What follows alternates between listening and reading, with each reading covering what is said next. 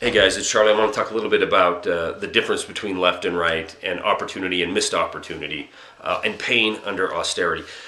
Left and the right, I'm still getting people that truly believe there's a difference between the left and the right, Republican or Democrat.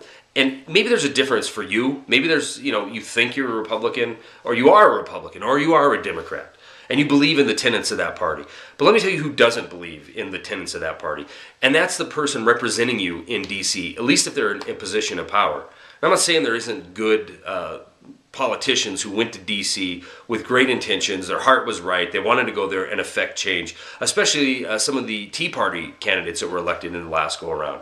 But they're immediately neutered when they get there, and they're certainly never going to achieve a position to affect real change in D.C. Ask Ron Paul how many years in Congress, and still he's marginalized and criticized, and he can affect no change other than popular opinion. And even the mainstream media does everything they can do to make him look like a buffoon. There is no difference. Barack Obama came into office on the failure of George Bush during the collapse of 2008, all blamed on him.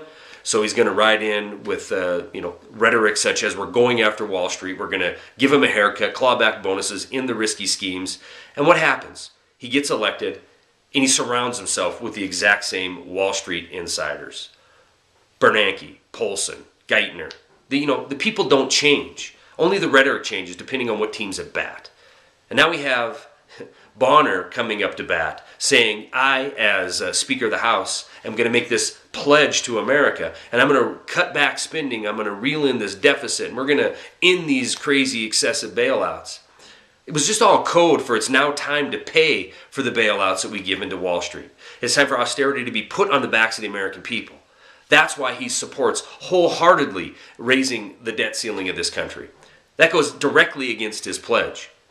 He's going to go after the weakest among us, and he's going to go after what he thinks his base wants to hear. And unfortunately, it is what they want to hear. And I would be all for cutting back every single program the U.S. government has to offer. But it isn't equitable, not even close.